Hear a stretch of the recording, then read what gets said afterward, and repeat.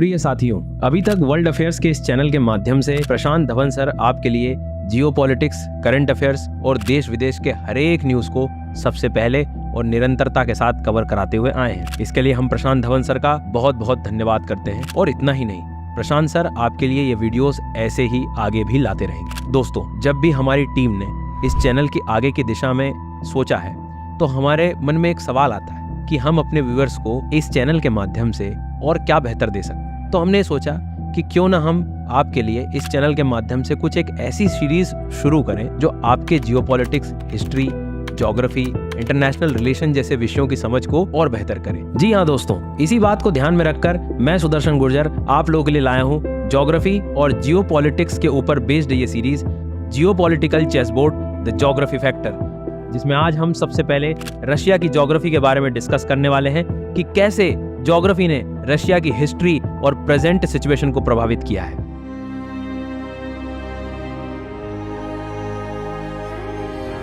दोस्तों, क्या आपको पता है पुतिन रोज रात को जब बेड पर सोते होंगे तब वो गॉड से अपने लिए क्या मांगते होंगे? आपने यूक्रेन में कोई माउंटेन्स क्यों नहीं बनवाए? जी हाँ, पुतिन रोज रात को गॉड से कुछ मांगते समय यही सवाल करते होंगे, क्योंकि अगर यूक्रेन में माउंटेन्स होते तो ना कभी रशिया को यूक्रेन के साथ वॉर करना पड़ता और ना ही कभी रशिया को हिस्ट्री में यूरोप की साइड से होने वाले इतने हमले झेलने पड़ते। दोस्तों, नदर्न यूरोप की प्लेन लैंड्स ने हमेशा से ही इन्वेडर्स को रशिया की तरफ अटैक करने के लिए एनकरेज किया है। पिछले 500 साल से हर 33 साल में एक बार रशिया पर वेस्ट की साइड से अटैक जरूर हुआ है। इसी वजह से आज बाल्टिक रीजन में हमें रशिया की स्ट्रॉन्ग मिलिट्री प्रेजेंस दिखाई देती है। हमें रशिया इतना वायलेंट नजर आता है। दोस्तों, यहाँ पुतिन कुछ भी कर ले, बट वेस्टर्न साइड से सिक्योरिटी के लिए वो रातों रात यूक्रेन में पहाड़ को खड़ा नहीं कर सकते। इतनी एडवांस मिलिट्री होने के बाद भी, इतनी पावर होने के बाद भी आज रशिया अपनी ज्योग्राफी का प्रिजनर बन के रह गया है। दोस्तों, ये अकेले रशिया की कहानी नहीं है। टिम मार्शल अपनी बुक में द प्रिजनर्स ऑफ ज्योग्राफी में यही बताते हैं कि ज्योग्राफिकल लैंडस्केप ही कंट्री का फेट डिसाइड करता है। वो देश वायलेंट होगा या शांत होगा, उसकी फॉरेन पॉलिसी कैसी होगी, उसके बाकी देशों के साथ क्या रिलेशन होंगे, ये सब उस देश की ज्योग्राफी ही डिसाइड करती है। इंडिया चाइना कॉन्फ्लिक्ट हो, मिडिल ईस्टर्न वेल्थ हो या फिर यूनाइटेड स्टेट्स का इतना इनवल्नरेबल और पावरफुल होना हो, इसके पीछे इन देशों की ज्योग्राफी का ही हाथ है। दोस्तों, मेरा दावा है कि ये सीरीज आपके UPSC and other government exams के लिए इम्पैक्टफुल तो साबित होगी और इससे आपके करंट जियोपॉलिटिक्स की समझ भी और बेहतर होगी। तो आप एंड तक इसमें बने रहिएगा। दोस्तों, वीडियो को शुरू करने से पहले एक बार हम रशिया के बारे में थोड़ी सी जानकारी ले लेते हैं। रशिया उन चंद देशों में से है जो 2 कॉन्टिनेंट्स में आता है। यूराल माउंटेन रशिया को यूरोप और एशिया में डिवाइड करता है।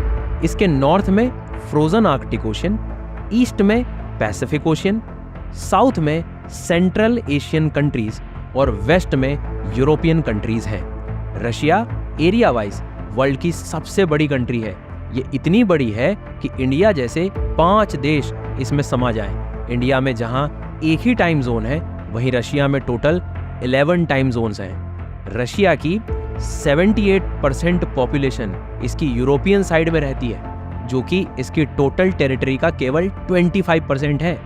वहीं रेस्ट 75% टेरिटरी पर, जिसे साइबेरिया भी कहा जाता है, वहां रशिया की केवल 22% ही पॉपुलेशन रहती है। जनरली ज्यादा ठंड होने की वजह से साइबेरिया में उतना एग्रीकल्चर नहीं हो पाता है, बट नेचुरल रिसोर्सेस की दृष्टि से यह रीजन काफी रिच है। साइबेरिया में पड़ने वाले यमल पेनिनसुला और शखलिन आइलैंड में रशिया के मोस्ट वैल्यूएबल हाइड्रोकार्बन्स का भंडार भी है। दोस्तों, रशिया की ज्योग्राफी का इस देश पर पड़ने वाले नेगेटिव इम्पैक्ट की आगे डेप्थ में चर्चा करेंगे। इससे पहले क्विकली ये जान लेते हैं कि यही ज्योग्राफी रशिया को कैसे प्रोटेक्ट भी करती है। जी हाँ, फ्रोजन आर्कटिक ओशन रशिया को नॉर्थ से होने वाले किसी भी अटैक और इन्वेजन से बचाने के लिए नेचुरल बैरियर का काम करता है। यहाँ से किसी देश का रशिया पर अटैक करना मतलब खुद की मौत को दावत देने जैसा है। ये ओशियन रशिया के लिए हमेशा से ही एक सिक्योर बॉर्डर रहा है। इसके अलावा रशिया का southern part central Asian countries से घिरा है, जो कभी सोवियत यूनियन का ही पार्ट हुआ करती थी। इन कंट्रीज में ना ही इतना दम है और ना ही इंटेंशन है कि वो कभी रशिया पर हमला करें। इससे आप ऐसा भी समझ सकते हैं, ये लैंडलॉक कंट्रीज हैं, इन्हें फ्रेश वाटर के साथ ऑयल और बाकी एनर्जी रिसोर्सेज के लिए टोटल रशिया पर ही तो डिपेंडेंट होना पड़ता है। और जब ये कंट्रीज पानी जैसी चीज के लिए भी खुद रशिया पर डिपेंडेंट है, तो फिर न्यूक्लियर पावर्ड रशिया से वॉर के बारे में ये क्यों ही सोचेंगे। इसलिए रशिया साउथ की साइड से तो बिल्कुल निश्चिंत रहता है। अब आप सोचेंगे कि भाई नॉर्थ और साउथ का तो ठीक है, बट कोई ईस्ट से भी तो आ सकता है। देखिए, यहाँ मैंने आपको पहले ही बताया था कि ये साइबेरियन पार्ट रशिया की 75% टेरिटरी है, जहाँ बहुत कम लोग आते हैं। और कोई ईस्ट से एंटर करेगा तो रशिया पर कब्जा करने के लिए, यानी कैपिटल मॉस्को तक पहुंचने के लिए उसे 1 हफ्ता भर से भी ज्यादा टाइम लग जाएगा। क्योंकि ये पार्ट भी रेस्ट रशिया की तरह ठंडा और बीहड़ है, इसलिए किसी भी आर्मी के लिए यहाँ सरवाइव करना काफी मुश्किल होता है। और पास्ट में ऐसा हो भी चुका है। 22 जून 1941 को वर्ल्ड वॉर 2 के समय जब जर्मनी अपने चरम पर था, तो अपने सामने आने वाले हर दुश्मन को कुचल रहा था। तब रशिया के इसी फ्रीजिंग क्लाइमेट ने उसको वर्ल्ड वॉर 2 में हारने से बचाया था। दोस्तों, मैं बात कर रहा हूँ ऑपरेशन बारबरोसा के बारे में, जिसे हिटलर ने 22 जून 1941 को रशिया के खिलाफ लॉन्च किया। इसमें हिटलर के लगभग 10 लाख से ज्यादा सोल्जर्स मौजूद थे, बट हार्श विंटर की वजह से इनमें से लाखों सोल्जर्स ठंड और भूख से ही मर गए थे। और जर्मनी का यही फेल्यूर कहीं न कहीं आगे चलकर उसकी वर्ल्ड वॉर 2 में हार का सबसे बड़ा कारण बना था। दोस्तों, तीनों साइड से सिक्योर होने के बाद अब रशिया की वेस्ट साइड की बात कर लेते हैं, जो 500 साल से उसकी सरदर्दी का कारण बना हुआ है। जैसा कि मैंने आपको पहले ही बताया था, यूराल माउंटेन्स के वेस्ट में नॉर्दर्न यूरोपियन प्लेनलैंड यानी कि समतल सपाट भूमि है, जहां frozen Arctic, friendly neighbour countries और साइबेरिया रशिया को सिक्योरिटी देते हैं। वहीं ये प्लेनलैंड हमेशा से ही इन्वेडर्स को रशिया की तरफ बढ़ने के लिए एनकरेज करती हैं। ये प्लेनलैंड फ्रांस से शुरू होकर बेल्जियम, नीदरलैंड, नॉर्थ जर्मनी और पोलैंड तक होते हुए यूराल माउंटेन्स पर जाकर खत्म हो जाती है। हाइपोथेटिकली कोई भी देश आसानी से नॉर्थ यूरोपियन प्लेन में अपनी सेना भेज सकता है, जो डायरेक्टली मॉस्को तक जाती है। बिना किसी नेचुरल बैरियर के ये फ्लैट लैंड रशिया को वल्नरेबल बना देती है। और ये बात पुतिन अच्छे से समझते हैं, क्योंकि रशियन हिस्ट्री में ऐसा पहले कई बार हो चुका है। 1605 में पोलैंड ने यूरोपियन प्लेन को पार कर रशिया पर हमला किया था। वहीं स्वीडन ने चार्ल्स 12 अंदर इसी रास्ते से 1708 में रशिया पर अटैक किया था। इसके बाद फ्रांस ने नेपोलियन के नेतृत्व में 1812 में रशिया पर अटैक किया था। जर्मनी ने तो 2 बार 1914 और 1941 में दोनों वर्ल्ड वॉर्स में इसी रास्ते से रशिया पर अटैक किया था। दोस्तों, पास्ट में हुए इन्हीं सभी रीजंस की वजह से पुतिन की रात की नींद उड़ी रहती है। अगर यहाँ पर माउंटेन्स होते तो जो कॉन्फ्लिक्ट रशिया ने इतने सालों से देखे हैं वो उसे कभी देखने ही नहीं पड़ते। इसके अलावा पोलैंड जैसे कई वेस्टर्न देश नाटो के खेमे में हैं, जिसकी वजह से रशिया और वल्नरेबल हो जाता है। दोस्तों, यही वजह है कि रशिया बाल्टिक रीजन में अपनी स्ट्रॉन्ग प्रेजेंस बना के रखता है। कलिनिनग्राड, जो एक रशियन नौसैनिक अड्डा है, रशिया द्वारा यहाँ होने वाले आए दिन मिलिट्री प्रैक्टिसेस की वजह से यूरोपियन संघ की नींद उड़ी रहती है। 2014 में क्रीमिया एनेक्सेशन हो या फिर यूक्रेन इन्वेजन, रशिया यहाँ पर कंट्रोल कर वेस्ट से आने वाले किसी भी खतरे से आसानी से निपट सकता है। बाल्टिक रीजन में प्रेजेंस से रशिया को मिलिट्री एक्शंस में काफी फायदा मिलेगा। पोलैंड, जो यूरोपियन प्लेन के काफी नैरो कॉरिडोर है, यहाँ पर कब्जे से रशिया कितनी भी बड़ी सेना को आसानी से मात दे सकता है। तो दोस्तों, देखा आपने, इस जरा से ज्योग्राफिकल फैक्टर की वजह से आज यूरोप और रशिया के बीच कितनी टेंशन है। अगर यहाँ माउंटेन्स होते तो रशिया को कभी इन्वेडर्स का सामना नहीं करना पड़ता और ना ही कभी अपने प्रोटेक्शन के लिए यूक्रेन और क्रीमिया पर कब्जा करना पड़ता।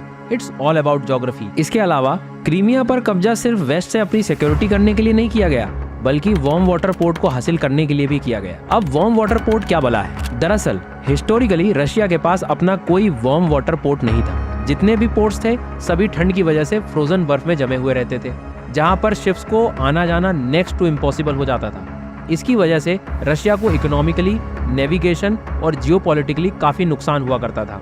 इवन 1725 में पीटर द ग्रेट ने अपने डिसेंडेंट्स को एडवाइस दी थी कि वो जितना पॉसिबल हो सके कॉन्स्टेंटिनोपल या इंडिया के आसपास सेटल हो, क्योंकि इससे रशियंस को वार्म वाटर पोर्ट्स का एक्सेस मिल जाता। इतनी बड़ी कोस्टल लाइन होने के बाद भी उसका कोई फायदा नहीं अगर वो 12 महीने बर्फ में जमी रहे। इसलिए रशियन लीडर्स ने हमेशा से वार्म वाटर पोर्ट्स के लिए पंगे लिए हैं। 2014 में क्रीमिया के सेवास्टोपोल पोर्ट को हथियाना क्रीमिया इन्वेजन के पीछे के रीजंस में से यही एक रीजन था। सेवास्टोपोल पोर्ट वार्म वाटर पोर्ट है जो 12 महीने ट्रेड के लिए खुला रहता है। वार्म वाटर पोर्ट के होने से देश के पास कई स्ट्रेटेजिक बेनिफिट्स होते हैं। 12 महीने ट्रेड से इकोनॉमी ग्रो करती है। नेवी एक्टिविटीज के थ्रू कोई भी देश उस एरिया में अपना दबदबा कायम कर सकता है। इन सब बेनिफिट्स की वजह से ही रशिया को एक वार्म वाटर पोर्ट की जरूरत थी। इवन कोल्ड वॉर के समय 1979 में अफगानिस्तान पर किए इन्वेजन के पीछे की कई वजहों में से एक वजह रशिया की अरेबियन सी तक पहुंच बनाना थी। लेकिन सेवास्टोपोल लेने के बाद रशिया की नज़र बॉस्फोरस स्ट्रेट और जिब्राल्टर स्ट्रेट पर है, क्योंकि बिना यहाँ से रशिया ब्लैक सी से एजियन सी और एजियन सी से अटलांटिक ओशन तक नहीं पहुंच सकता। चूंकि बॉस्फोरस स्ट्रेट टर्की और जिब्राल्टर स्ट्रेट स्पेन के कंट्रोल में आता है और दोनों नाटो के मेंबर हैं, इसलिए रशिया इनसे दूरी ही बनाकर रख रहा है। तो देखा आपने, रशिया के मोस्टली झगड़े सिर्फ कुछ ज्योग्राफिकल फैक्टर्स पर डिपेंडेंट है। फ्रोजन की जगह वार्म वाटर पोर्ट और एक माउंटेन, इन दो चीजों से ही तो रशिया आपको जंगली भालू की जगह भीगी बिल्ली की तरह दिखाई पड़ता है। दोस्तों, लेकिन इसी हार्श ज्योग्राफी की वजह से रशिया ने कई एडवांस टेक्नोलॉजीज भी इजाद की हैं। रशिया वर्ल्ड में पहला ऐसा देश है जिसने nuclear powered ice breaker ship बनाई है। रशिया की इस टेक्नोलॉजी की वजह से आज आप आर्कटिक सी में बिना किसी रुकावट और वार्म वाटर पोर्ट्स के नेविगेशन कर सकते हो। अमेरिकन और कैनेडियन शिप्स जहां लंबे टाइम तक समुद्र में नहीं चल सकती, उनको फ्यूलिंग के लिए बार बार पोर्ट्स पर रुकना पड़ता है। वहीं यमल, लेनिन जैसी कई advance nuclear power ship frozen sea में बिना रुके पूरे आर्कटिक ओशन को पार कर सकती हैं। इवन बाकी देशों के मुकाबले रशिया की ये शिप्स मोटी से मोटी आइस को तोड़कर बाकी शिप्स के लिए भी आगे का रास्ता बना सकती हैं। इसके इन्वेंशन के बाद से रशिया ने आर्कटिक ओशन में नेचुरल रिसोर्सेज को निकालना शुरू कर दिया है और ये पोर्शन जो हजारों साल से सुनसान पड़ा था, यहाँ भी ह्यूमन एक्टिविटीज तेज कर दी हैं। इसके अलावा रशिया आर्कटिक ओशन में अपनी शिप्स के थ्रू एशिया तक जाने वाले एक नए मार्ग को खोज रहा है। और अगर ऐसा हो जाता है तो फिर रशिया स्वेज नहर से एशिया जाने पर एक्स्ट्रा लगने वाले 2 हफ्तों के समय को बचा लेगा। दोस्तों, in the end Peter the great, Stalin से लेकर पुतिन तक सभी लीडर्स ने रशियन ज्योग्राफी के फायदे के साथ कई नुकसान भी उठाए। सैकड़ों सालों से रशिया की पूरी पॉलिटिक्स और हिस्ट्री वार्म वाटर, फ्रोजन सी, माउंटेन्स के इर्द गिर्द ही घूमती रही है। और आज की इस वीडियो में आपको अंदाजा लग गया होगा कि भले ही कोई भी कंट्री लीडर्स जियोपॉलिटिक्स में कितने भी निर्णय ले ले, इन द एंड उसे अपनी ज्योग्राफी के आगे घुटने टेकने ही पड़ते हैं। इन द एंड किसी भी देश के डिसीजन उसकी ज्योग्राफी से इन्फ्लुएंस्ड होते ही हैं। दोस्तों, रशिया पर ज्योग्राफी के पड़ने वाले इम्पैक्ट के बाद हम नेक्स्ट वीडियोस में इंडिया चाइना कॉन्फ्लिक्ट की बात करेंगे, जानेंगे कि कैसे ज्योग्राफी ने दोनों देशों को एक दूसरे के दुश्मन बना रखा है। साथ ही इसी ज्योग्राफी ने कैसे सालों तक दोनों सुपर पावर्स को एक दूसरे से भिड़ने से बचा रखा है। नेक्स्ट वीडियोस और भी ज्यादा इंसाइटफुल और इंटरेस्टिंग होने वाली हैं। बाकी आपको अनअकैडमी की ये पेशकश कैसी लगी, आप कमेंट सेक्शन में जरूर बताइएगा। Thank you, let's crack it.